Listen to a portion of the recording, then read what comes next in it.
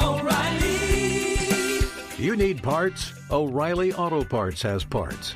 Need them fast? We've got fast. No matter what you need, we have thousands of professional parts people doing their part to make sure you have it. Product availability. Just one part that makes O'Reilly stand apart. The professional parts people. O'Reilly Auto Parts. For all you elk hunters out there, chasing turkeys is basically the same thing. I know the reaction you just gave me, but don't knock it till you try it, and don't try it without OnX. The Hunt app will not only help you find new areas on public ground, but I use it to find out landowner info to get permission on private ground that I see birds on as well. OnX Hunt has a special offer for you. Use code CAL to receive 20% off your membership at onxmaps.com/hunt and find more birds this spring. There's nothing like snook hook sets at dawn or catching a tarpon in the moonlight. Find your next fishing trip made easy on fishingbooker.com and experience the magic of the Sunshine State or any other destination on your fishing bucket list. Book a blue water adventure in search of sailfish or go snapper fishing with the kids.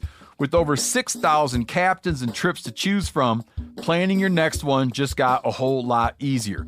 Download the Fishing Booker app on the Google Play or App Store, or visit them online at fishingbooker.com to book your trip today.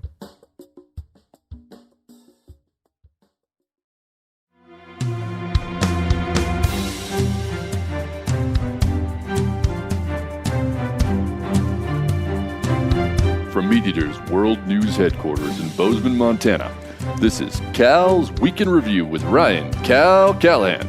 Now, here's Cal.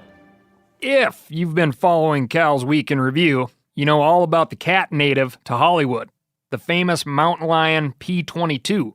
Well, P-22 almost had a new competitor last week. Hollywood Animal Control was called by concerned citizens to wrangle a serval cat.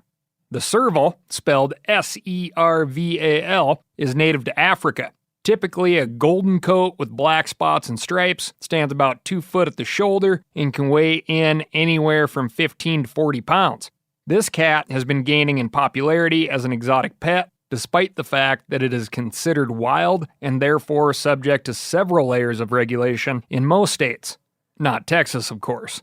The serval is not a species of concern population-wise, but considering its natural hunting ability, it would be of major concern to just about any bird, mammal, or reptile it ran into. The serval, in relation to its body size, has the longest legs of any cat, making it an excellent jumper. They've been observed taking birds from 9 feet out of the air, as well as being proficient diggers. The SprucePets.com has this to say: exercise needs, high. Playfulness, high. Energy, high. Intelligence, high. Friendliness, low. Kid-friendly, low. Pet-friendly, low. Sounds like a perfect Christmas gift for someone you hate. Honestly, the descriptions of these cats as pets should start out with "do not buy," which is probably why it was found in the area that some refer to as Hollyweird. In fact, with the exception of their ability to jump and hunt, their habits sound similar to human Hollywood residents that make the news.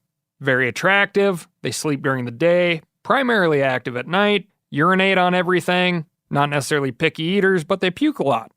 Despite all of these complications, people going all the way back to the Egyptians like to keep the serval as pets. In this case, most likely, they had just attempted to keep it as a pet. Breeders are found in the U.S., but the cats themselves are not considered domestic. At risk of sounding like a broken record, we know what cats that we call domestic do to wildlife, so let's leave their hyped-up cousins alone, and preferably in Africa. This week, we're talking policy, updates, lake trout, corrections, and God's grizzly bears. But first, I'm going to tell you about my week.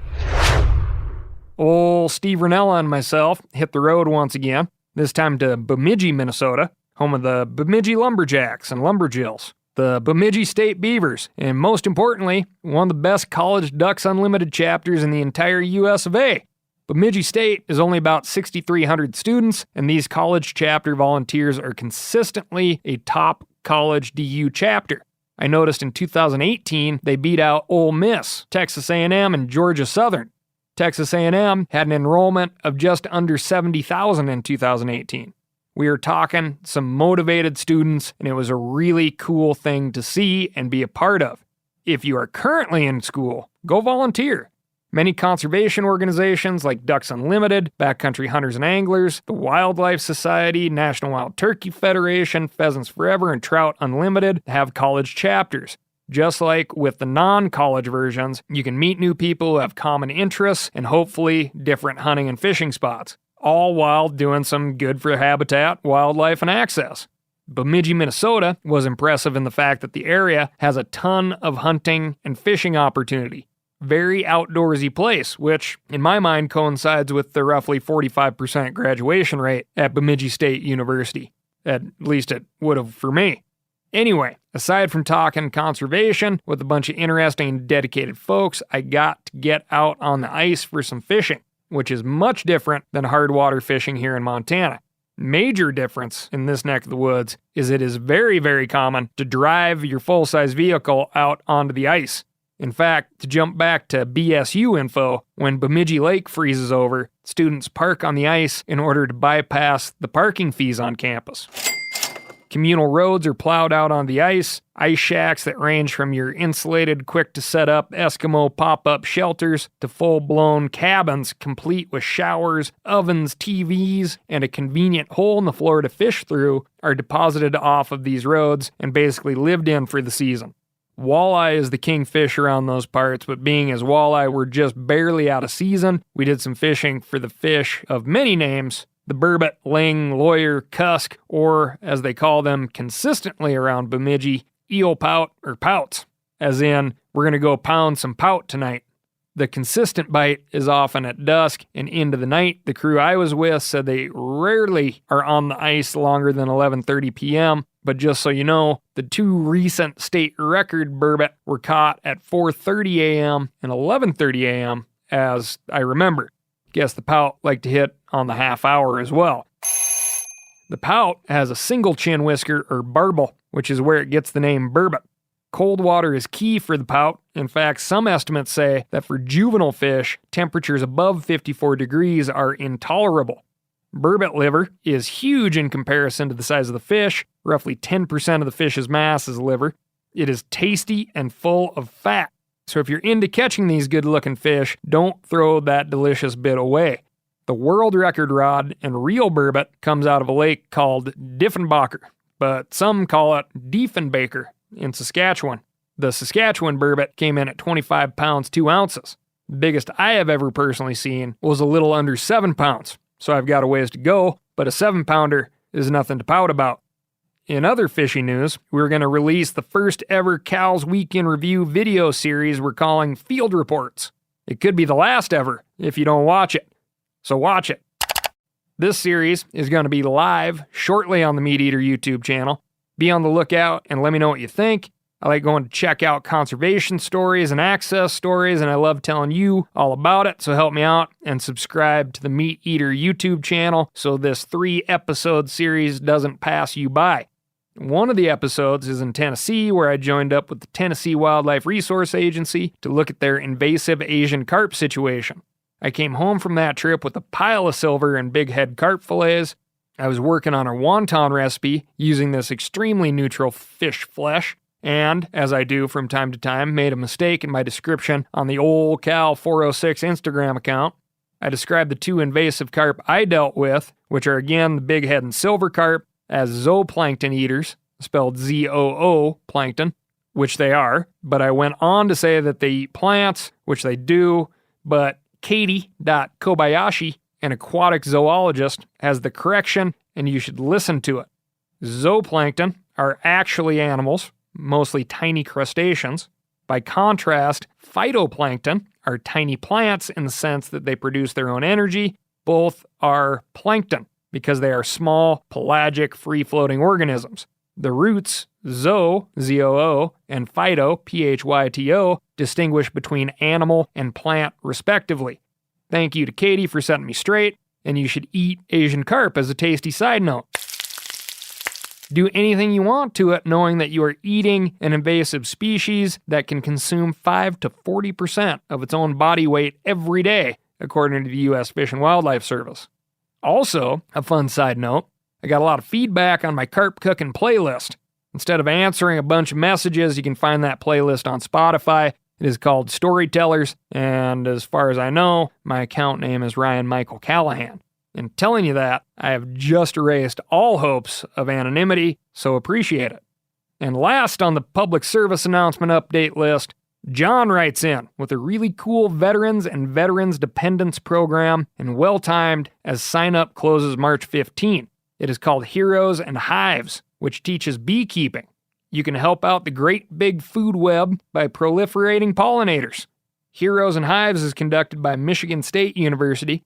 Being as I was brought up a Notre Dame fan, I'll say if you can't find this program at Notre Dame, the second best thing would be to check out the program at MSU. O'Reilly Auto Parts are in the business of keeping your car on the road. O'Reilly Auto Parts offer friendly, helpful service and the parts knowledge you need for all your maintenance and repairs. I don't know if you stopped in at an O'Reilly lately, but I use one because we have one right not too far from my house. People there are super helpful. I don't care if I'm getting boat batteries, car parts, whatever. Love those guys. They got thousands of parts and accessories in stock, either in-store or online, so you don't have to worry if you're in a jam. The team at O'Reilly Auto Parts can test your battery for free, in or out of your car. If it needs to be replaced, they'll help you find just the right battery for your vehicle.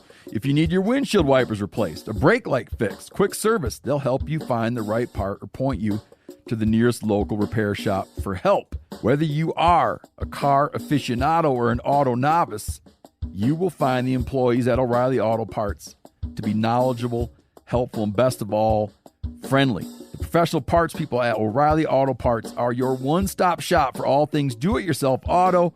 You can find what you need in-store or online. Stop by O'Reilly Auto Parts today or visit us at O'ReillyAuto.com/meateater. That's O'ReillyAuto.com/meateater. For all you elk hunters out there, chasing turkeys is basically the same thing. I know the reaction you just gave me, but don't knock it till you try it, and don't try it without OnX. The Hunt app will not only help you find new areas on public ground, but I use it to find out landowner info to get permission on private ground that I see birds on as well. OnX Hunt has a special offer for you. Use code CAL to receive 20% off your membership at onxmaps.com/hunt and find more birds this spring. Now, a lot of you guys are familiar with the old hunting tradition of eating, some organ, the heart or a chunk of liver off the first animal you kill. I had that when I was a little kid, and it was a big deal. Organ meats were always prized by frontier people who knew the importance of getting a lot of different minerals and nutrients. And as often is the case, those guys were onto something, because organs are among the most nutrient-rich foods on the planet. And you can get the same benefits your ancestors craved via convenient daily capsules from Heart and Soil, made exclusively from regeneratively raised, grass-fed, and finished cattle. Heart and Soil's unique freeze-drying process means all those important nutrients are trapped in, ensuring you experience every one of the benefits of nature's superfood in a clean, convenient, taste-free capsule. Find out more at heartandsoil.co. And make sure to use code MeatEater for 10% off your purchase. That's heartandsoil.co. Use the code MeatEater. On to the news. The New Hampshire state record lake trout was recently hauled out of the ice, shattering a 62-year-old record. The fish itself is estimated to have been 50 to 60 years old, which, believe it or not, isn't entirely uncommon. I do find it interesting that this new state record was possibly swimming around when the last state record was caught. Lake trout aren't actually trout, they are a char, just like the other char we call trout, such as brookies and bull trout. Why we do this? We like simplicity, I guess, and char sounds like a fish a pirate would catch. Char. Lake trout are long-lived fish that only hit sexual maturity between 6 and 8 years old, and they regularly live past the 25-year mark. Lake trout inhabit high-oxygen, cold water lakes and are mainly piscivorous, as in they eat fish, However, some lakers or Mackinac can survive on plankton in areas where a fishy prey base is not abundant. The largest laker on record was net caught and weighed 102 pounds. The largest rod and reel record was out of Great Bear Lake. That fish came in at 72 pounds and just shy of 60 inches in length. But back to New Hampshire. Thomas Knight of Meredith, New Hampshire, has, quote, the biggest fish in all of New England, which if you combine that with Thomas Knight's last name, sounds more like a royal decree or proclamation as opposed to a fishing record. The fish measured a 27-inch girth, 40 inches in length, and weighed, on an official scale, verified by a biologist, 37.65 pounds, shattering the 62-year-old record by a full 9+ pounds. In an interesting twist, to me anyway, the fish will be taxidermied and rented to one of Knight's friends who owns a restaurant on a 2-year lease. I'll follow up in March of 2022 in case anyone wants to drop in on this lease if the restaurateur doesn't choose to renew. Hopefully the lease fee goes back to New Hampshire Fish and Game. That's potentially 60 years worth of management on the wall. On to the policy desk and over to the state of Missouri. To ease on into this one, I had a plumber buddy from the state of Missouri when I was living in Idaho. He would say things like flapping my trap, jacking my jaw, and talking out of school. But he would also talk about how great the state of Missouri was in regards to hunting, fishing, opportunity, and conservation. Even though he resided in the state of Idaho, he kept his subscription to Missouri Conservationist magazine, which he gave his lifetime collection to me on short-term loan, just so I could read for myself all the things that he was telling me about. Anyway, that state pride and the fact that Missouri Conservation magazine is actually free to any resident of the state of Missouri stuck with me.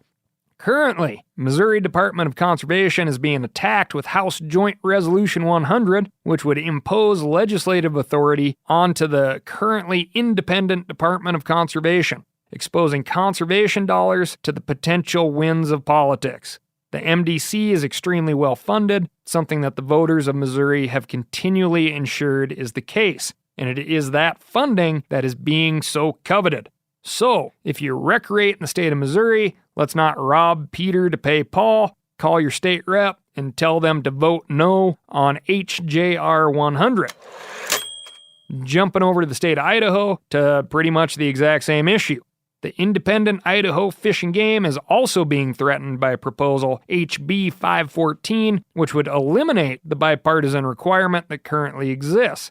As in, the Idaho Fish and Game Council cannot be dominated by one political party. You can see, depending on how you vote, that this could be a good thing when your party is in power, then a really bad thing when it isn't. Idaho's political majority is flipped 15 times. If you recreate in the state of Idaho, or intend to, call, write in, email, and tell state reps in the districts in which you spend your hard-earned cash to keep politics out of wildlife management. Vote no on HB 514.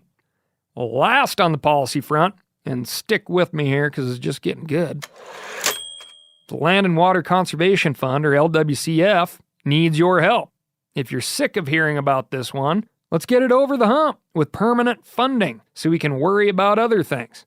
This bipartisan idea was to take out a tax on offshore oil and gas revenues and put it back into conservation. Conservation in the form of land and access for the outdoors available in all 50 states. This has provided bike paths and parks and fishing access sites and shooting ranges. Chances are you, right now, use some form of green space or access or easement to recreation that has been partially funded by LWCF.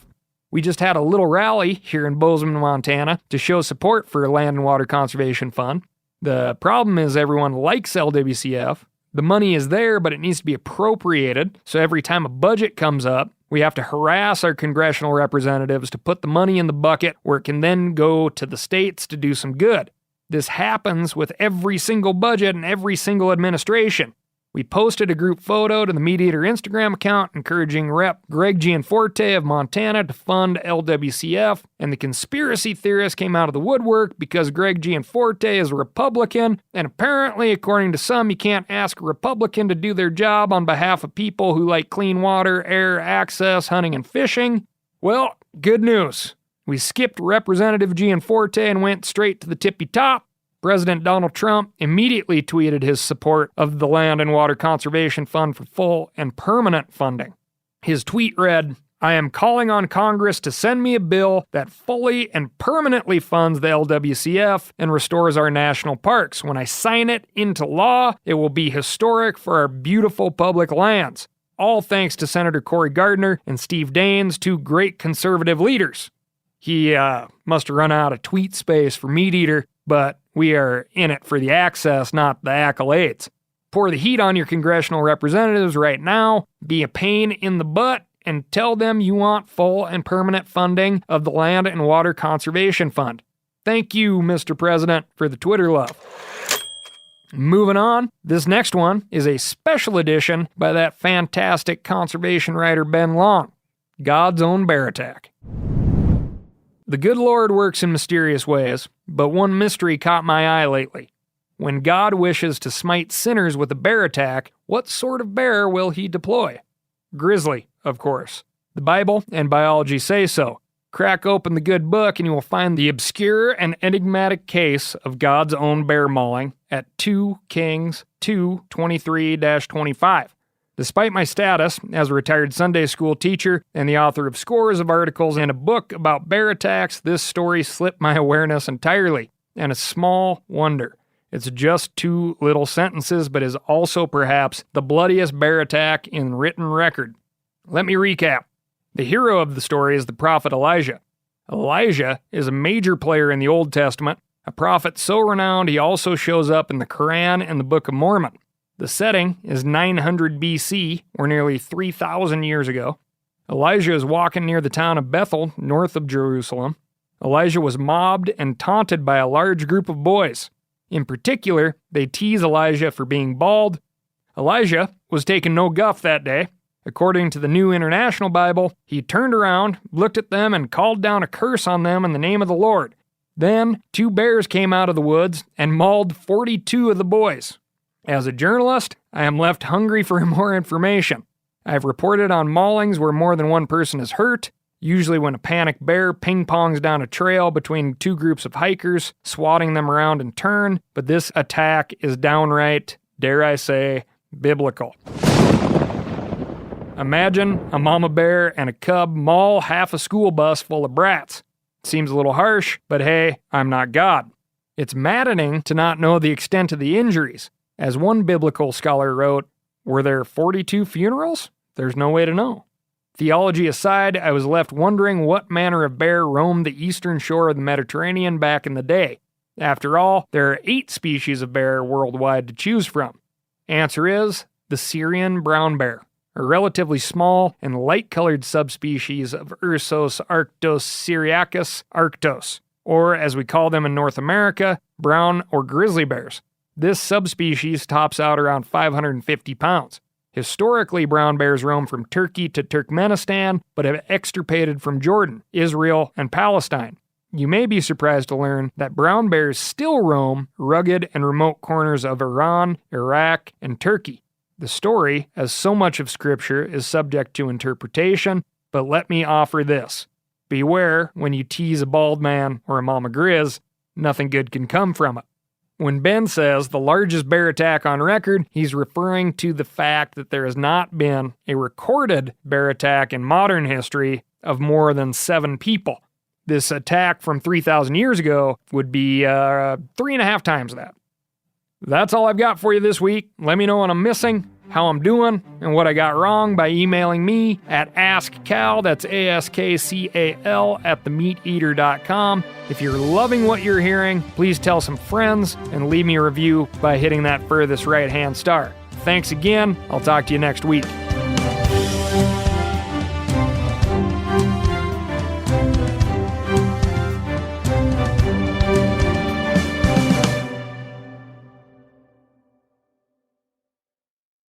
I'm sure a lot of you guys remember the old ceremonial hunting tradition of eating the heart out of the first animal you kill. Meat from those organs are among the most nutrient-rich foods on the planet. You can get those same benefits your ancestors craved via convenient daily capsules from Heart and Soil. Find out more at heartandsoil.co. And remember, use code MeatEater for 10% off your purchase. Outdoor adventure won't wait for engine problems. Things like hard starts, rough performance, and lost fuel economy are often caused by fuel gum and varnish buildup.